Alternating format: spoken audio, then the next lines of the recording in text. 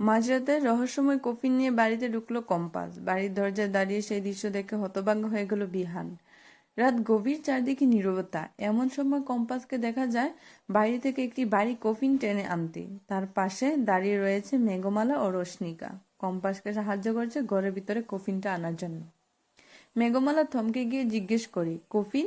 কফিনের মধ্যে কি আছে? এর মধ্যে সাধারণত মৃতদেহই দেখা যায়, কিন্তু তুমি এটা কোথা থেকে আনলে? কফিনটা ভারী সন্দেহজনক। ভেতরে কিছু না কিছু তো আছেই, কিন্তু বোঝা যাচ্ছে না। মেঘমালা আবার জিজ্ঞেস করলো কিছুটা জানার জন্য, কিন্তু কম্পাস কোন উত্তরই দিল না।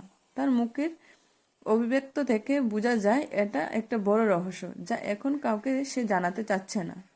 এদিকে ঘরের ভেতর বিহান নিজে ভুল বুঝতে পেরে ভাবছে, আমি তো ভুল করেছিলাম। আমার স্ত্রীর মান অভিমান তো আমাকেই ভাঙানো উচিত। ঠিক তখনই সে বাইরে কফিন টানার শব্দ শুনে দরজা খুলে দেখতে আসে কি হচ্ছে এখানে। বিহান এগিয়ে আগে আসতেই কম্পাস তড়িঘড়ি করে কফিনটা সরিয়ে নিল আড়ালে।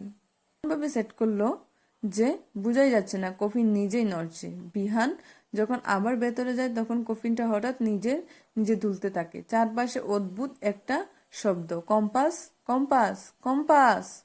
শব্দগুলো বারবার প্রতিধ্বনি মতো ভেসে আসে। এই দৃশ্য দেখে দর্শকরা গা শিউরে ওঠে। কফিনে আসলে কি আছে?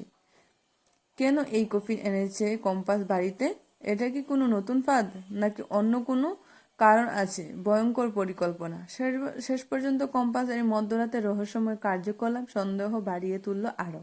কি এমন লুকাচ্ছে সে, যা সত্য প্রকাশ হতে দিচ্ছে না? আপনার মতামত, কফিনের ভিতর কি থাকতে পারে? কমেন্টে জানান ভুলবেন।